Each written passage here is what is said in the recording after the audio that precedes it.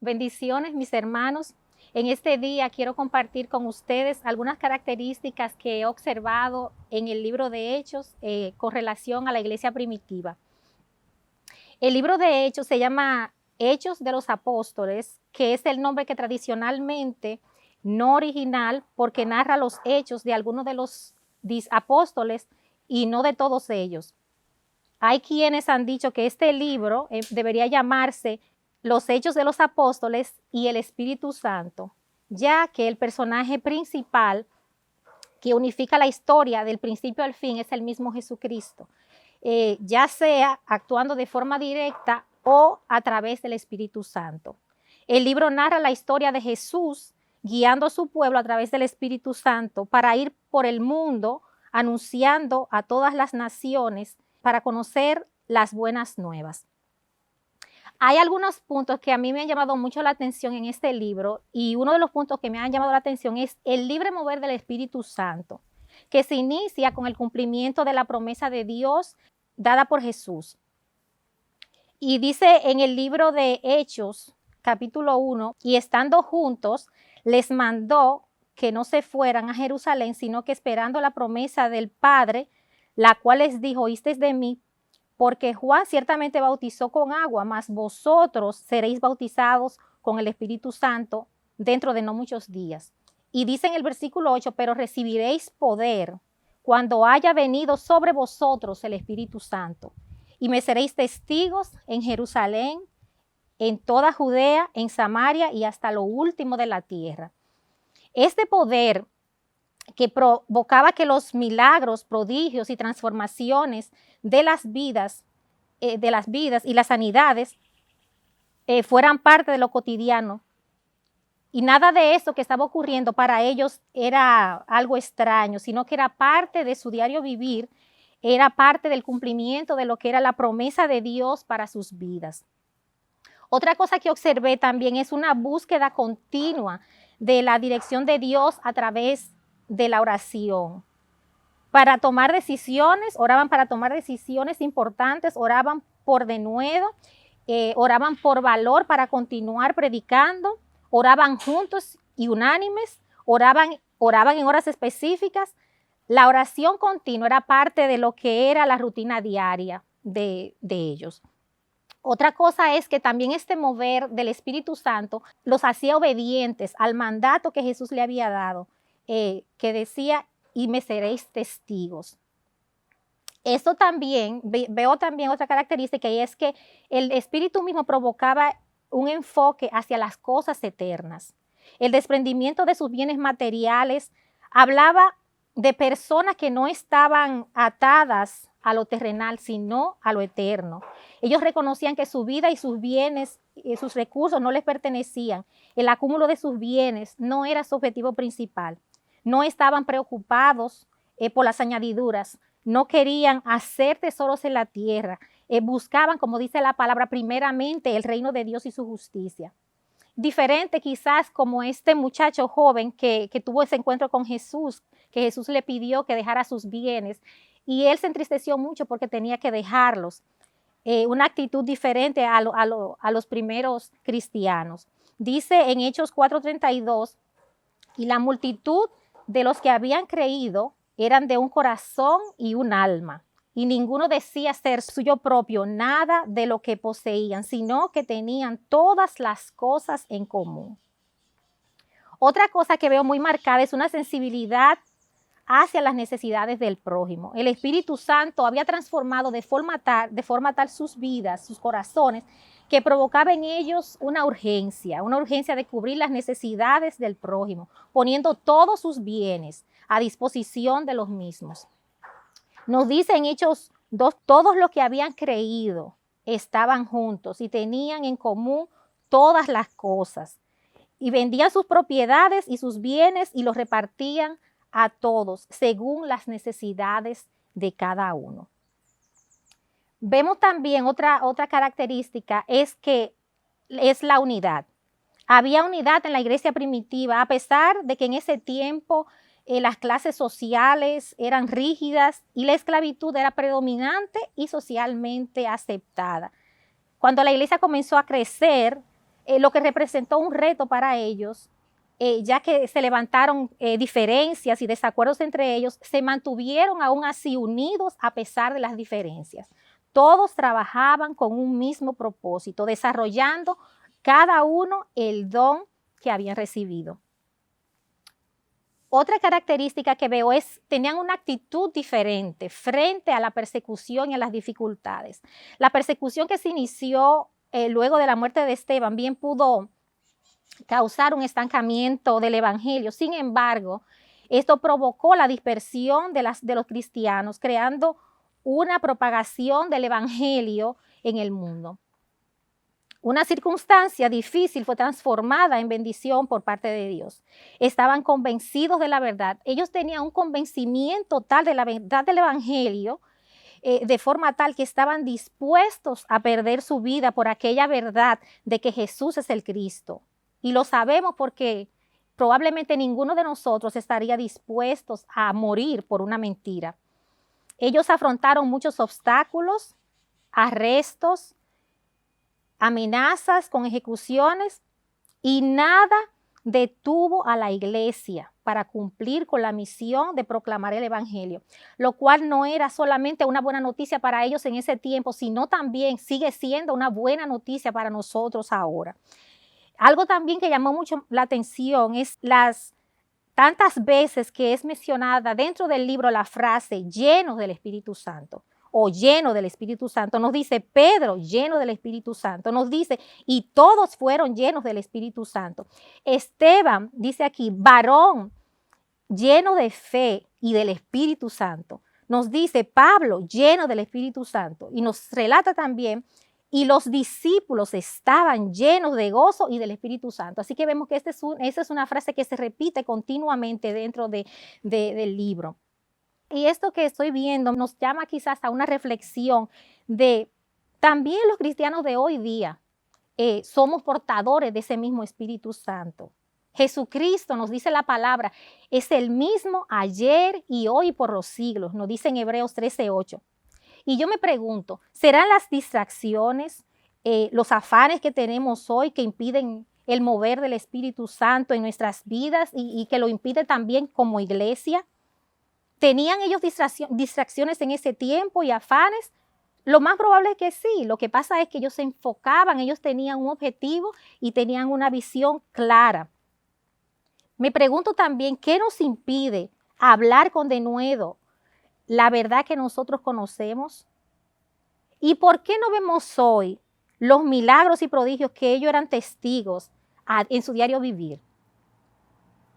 Hay algo que nos está faltando. ¿Qué nos está faltando? Y yo me pregunto que si será quizás más tiempo de intimidad con Dios, más tiempo de oración, más tiempo de búsqueda de la voluntad de Dios a través de su palabra. Quizás será un anhelo mayor por ese mover y esa llenura del Espíritu Santo en nuestras vidas. Y si es así, nos está faltando algo, que es la parte que nosotros tenemos que hacer. Y es curioso, y un dato curioso que encontré es que en ese tiempo no todo era persecución, ya que Dios proveía periodos de paz. Nos dice la palabra, entonces las iglesias tenían paz por toda Judea, Galilea y Samaria, y eran edificadas, andando por el temor de Dios, en el temor de Dios, y se acrecentaban, fortalecidas por el Espíritu Santo. Eso nos dice en Hechos 9:31. La iglesia continuaba su crecimiento en tiempos de persecución y crecía y era fortalecida por el Espíritu Santo también en tiempos de paz. Y yo me pregunto, ¿quién sabe si este tiempo de pandemia ha sido provisto por el mismo Dios para fortalecernos a través de pasar más tiempo a través de la oración, más tiempo de la lectura de la palabra? Para cumplir así, ahora ya renovados, el mandato que el Señor nos ha dado. Y recalco nuevamente que nada impidió la proclamación del evangelio, y ni siquiera el hecho de que eran hombres ordinarios, sin instrucción, como nos dice la palabra en Hechos 4:13. Así que, hermanos, hoy no tenemos excusa. Debemos cumplir con la misión, con nuestra misión de vida. A pesar de las circunstancias, oposiciones, de la falta de capacidad, entre comillas, ellos entendieron no solo que tenían una misión, sino que sabían cuál era su misión de vida, que era la de predicar las buenas nuevas de salvación al mundo. El apóstol Pablo entendió perfectamente su misión de vida y él nos dice en Hechos 20:24, pero de alguna cosa hago caso, ni estimo preciosa mi vida para mí mismo, con tal de que acabe mi carrera con gozo y el ministerio que recibí del Señor Jesús para dar testimonio del evangelio de la gracia de Dios.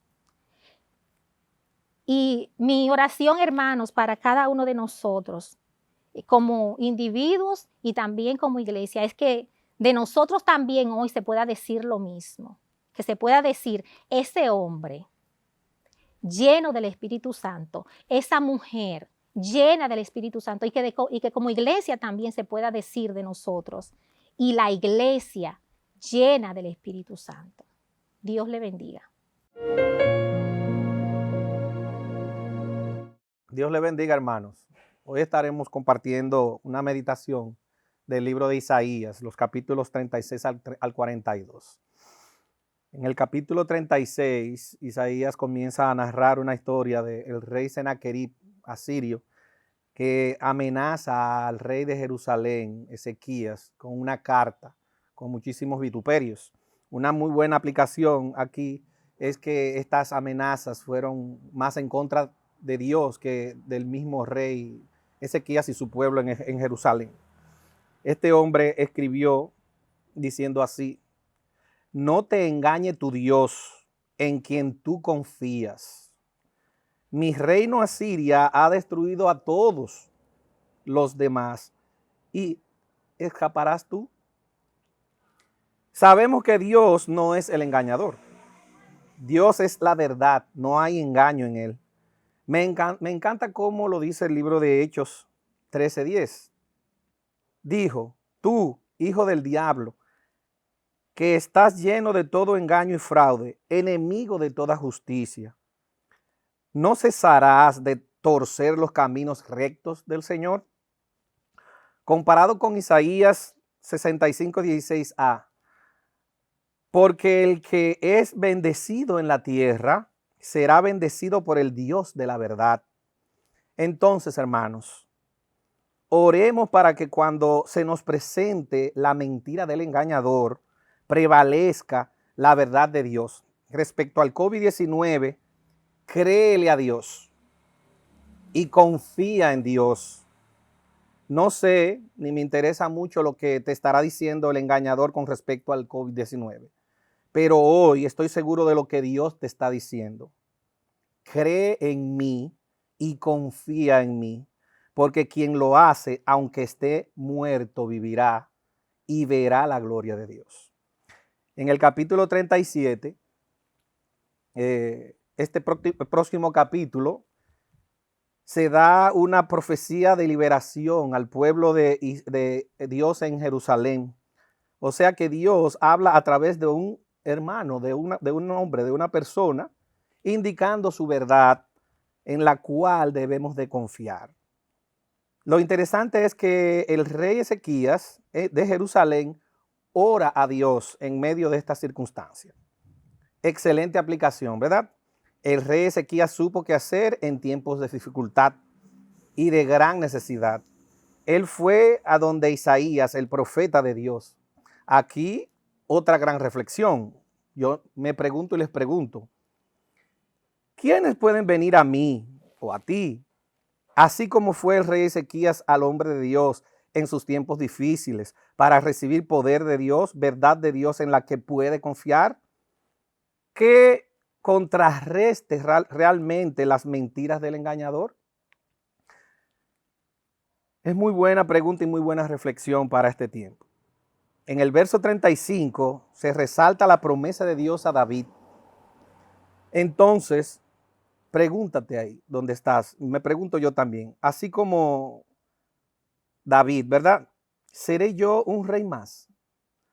¿O seré como David, de quien Dios hace reflexiones y remembranzas, diciendo lo siguiente: por mi amor y por amor a mi siervo Pedro, ahí pon tu nombre, que Dios diga lo siguiente, ¿verdad?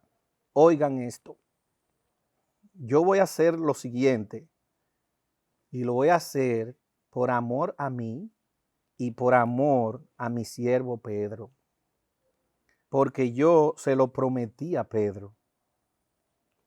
Así que cuando hablé con Pedro, le dije una verdad que ustedes deben ahora confiar en ella. Ahora bien, ¿tienes tú el oído de Dios? Para aquellos que esta pregunta les es difícil, se los voy a decir de otra manera. ¿Estás orando? ¿Estás ayunando? ¿Está el Señor escuchándote? Como resultado de la oración, el rey de Asiria muere. Pero no solo muere él, sino que con él mueren 185,000 hombres del campamento. Realmente hay muchas historias en la Biblia y cuando uno compara esas muertes de esas hazañas de Dios, yo creo que esta es una de las más terribles, ¿verdad? Y yo sé que quizás en este tiempo no es igual, que Dios tiene más misericordia, pero asimismo Dios, haciendo lo que tiene que hacer, te librará del enemigo, te librará de cualquier amenaza.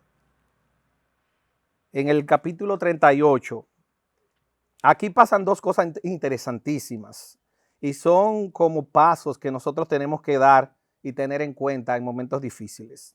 Sí, porque aquí el rey Ezequías da gracias y lo hace a través de un muy bello escrito. Hermanos, si hay dificultades y oramos por ellas, cuando Dios nos responda, recordemos luego hablar otra vez con Él, porque cuando hablamos con Él y Él nos dio esa palabra de confianza, nos habló y nosotros confiamos en su palabra y Él nos respondió esa oración, recordemos entonces agradecer. ¿Y cómo podemos nosotros agradecer? Bueno, yo te quiero decir que no te sientas mal si hasta ahora no has agradecido, porque tienes que aprender y no es muy difícil aprender. Te recomiendo, por ejemplo, que mañana cuando alguien te cocine, quien quiera que sea, tu esposa o quien sea, tú realmente le des las gracias y le digas, expreses lo bueno que estuvo la comida. Cuando alguien te abra la puerta del vehículo, agradécelo. Ese gesto, agradécelo. Cualquier persona que te haya hecho algo que tú recuerdes mañana, llámalo, agradécele, expresa ese agradecimiento. Y así cuando entonces Dios haga grandes cosas por ti, vas a hacer un gran escrito dándole las gracias, una bella canción dándole las gracias, o simplemente vas a decir gracias de todo corazón. Bueno, y como les dije, dos cosas, ¿verdad? La otra es que surge otro lío en este versículo, otro problema serio que resolver. Sí, mis hermanos, así es. Mientras estemos aquí en la tierra, así será. El rey Ezequías enferma de muerte. Y para sorpresa de él, la noticia que Isaías trae es que de esa no se salva, que iba a morir.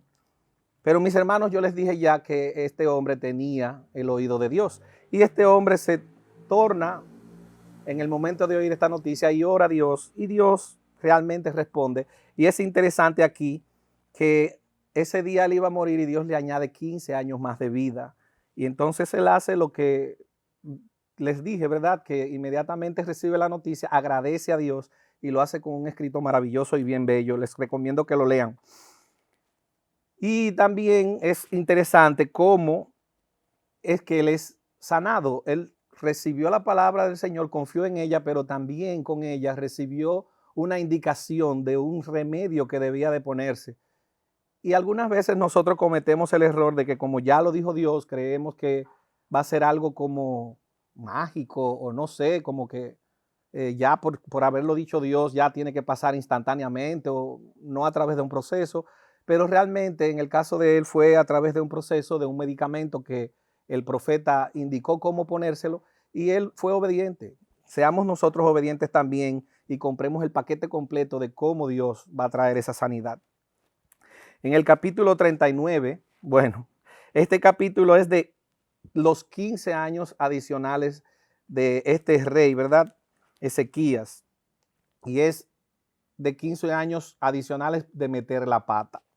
Es increíble que podemos quizás pensar, bueno, Dios le agregó más años y se supone que todo lo que va a ser bueno. Y me encanta cómo la Biblia presenta, ¿verdad?, todas las circunstancias de nosotros como seres humanos, no solamente las victorias y todo lo bien que nos puede ir en la vida, sino que también, además de esas luces, presenta nuestras sombras. Y en esta ocasión realmente vemos un fracaso ante una situación de Ezequías, pero que podemos aprender con ello. Este rey lleno, ¿verdad?, de orgullo, de vanagloria, llegan unos visitantes de Babilonia y muestra todas sus riquezas, todo su oro, todo lo que él había logrado, no, quizás no todo lo que Dios había logrado con él y su pueblo. Y entonces viene el profeta de Dios, ¿verdad?, y le muestra a Ezequiel su fracaso. Y vemos entonces una reacción diferente. Ese error que él comete, ¿verdad?, no vino para que le afectara directamente a él la consecuencia, sino al pueblo y en el futuro. Y como él ve eso así, toma una actitud y dice, bueno, como eso no va a ser en mi reino, como eso no va a ser a mí, pues que se mueran todos. Entonces una actitud realmente no de como las anteriores, que ora, que luego cuando recibe la bendición de Dios agradece, sino que realmente una actitud demasiado simple. Un hombre ya rey, entonces actúa como simple. Y nosotros no podemos decir que él actuó simple. Yo he actuado simple en muchísimas maneras y muchísimas formas. Y es orar para que no seamos simples, no seamos hombres simples. Algunas veces estamos en una reunión y por lo menos yo lo digo por mí, creo que soy el único que tiene la verdad y estoy ansioso de que venga mi turno y luego que yo hable, pues ya esa es la que hay que establecer porque esa es la única verdad. No, eso es de simples, no escuchar a los demás, así como Dios nos escucha a nosotros, escuchemos nosotros a los demás y realmente nos va a ir muy, muy, muy bien. Esto de que él pensara porque no le hacía a él fue terrible y nosotros debemos de poner como David puso a primero la gente. En el caso de David como rey, vemos que David dijo, no, no, mátame a mí, no mate a la gente, que venga sobre mí la consecuencia. Y este hombre, ¿verdad?, se equivocó, erró por completo en esta ocasión. Me encanta como lo dice Mateo 22:37, donde se narra el gran mandamiento, amar a Dios y amar al prójimo. Amar a Dios con todo tu corazón, toda tu alma, con toda tu mente, todas tus fuerzas, ¿verdad? Y el primero es como semejante, el segundo es semejante al primero, amar al prójimo como a ti mismo. En el capítulo 40, este capítulo es excelente para la época, pues Dios trae consuelo a su pueblo. Para muestra un botón. Aquí es que está este versículo famoso, ¿verdad? El verso 31, Isaías 40:31.